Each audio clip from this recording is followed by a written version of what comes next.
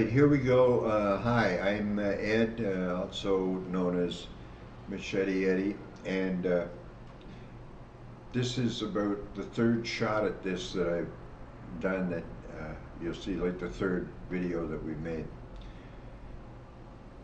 And today I want to talk about a couple of things. The first thing is that my YouTube channel, the name of this channel where you're watching this, is called Atheist, a Bird with No Cage. And I'd like to tell you about the genesis of that. This is an idea, I have to give credit because I stole the idea from a man named Alejandro Jodorowsky. And it was from a quotation of his. I really don't know Alejandro's work, but he made a quotation that I found very interesting. He said, "Birds born in a cage see flying as an illness." And I thought that was quite an observation. I thought that was very interesting. So I kind of took that metaphor and melded it into the name of my YouTube channel. From the metaphor, I take the flying bird as the atheist and the cage as religion and birds in the cage as religious people. Hi Luna. My dog just joined us here. Hi sweetheart. Okay, so that's how that came about. And to me, it's a very telling thing because my experience has been just that.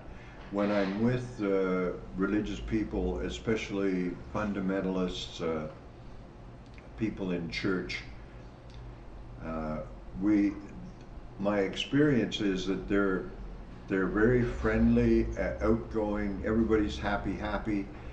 And then when they discover that I am not part of the flock, I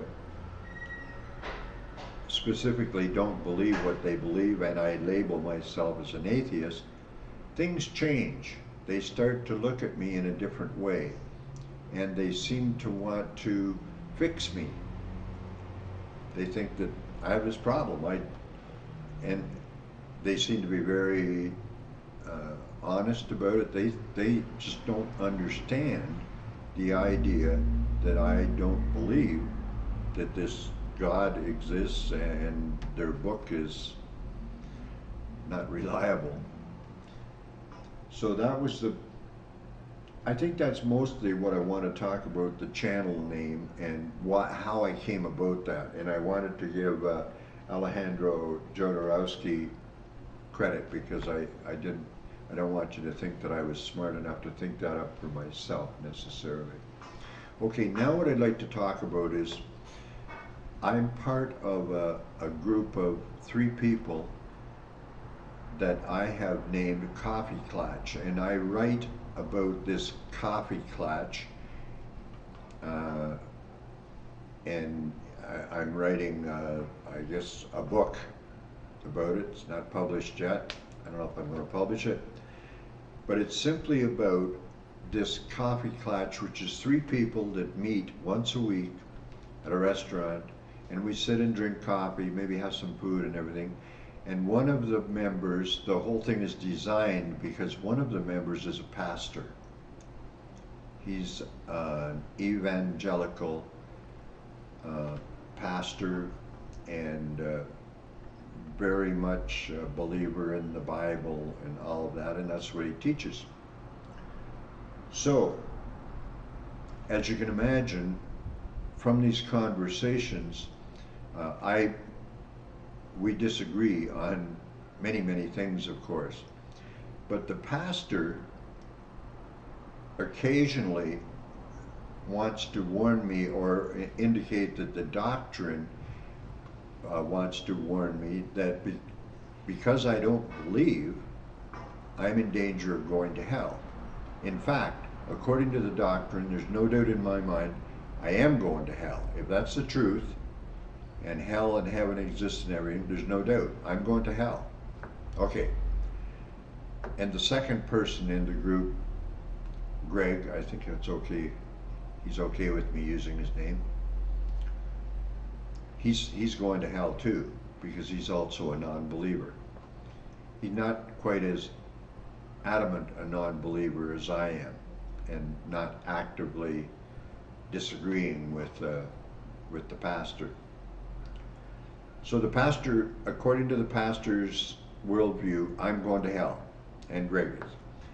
I point out to the pastor that I also believe, I've read the book, I've read the Bible, and according to my reading of the Bible, he also is going to hell, because he can't possibly keep up with all the rules and orders that the Bible seems to insist on, at least on my reading.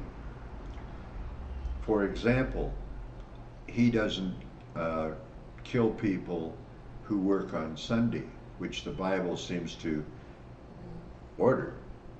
That's what you would have to do. He also would not agree with, or certainly would not kill children for being disobedient, which the Bible suggests is a correct way to deal with that issue. So my point is, Pastor, we are all going to hell. You're going to hell, I'm going to hell, and Greg's going to hell. So my scenario in this presuppositionless scenario is that we will all meet in hell, and we'll be able to have a coffee clutch in hell. So we'll be able to do exactly the same thing in hell, except that we'll be on fire and in incredible torment, but hopefully by the time we have this coffee clutch in hell, we'll have gotten accustomed to this, and we'll be able to have an ordinary discussion. And we'll be able to do things like, we'll kind of sing along, I'm on fire for you, baby, and stuff like that. You know, come on, let's have some fun with this. So,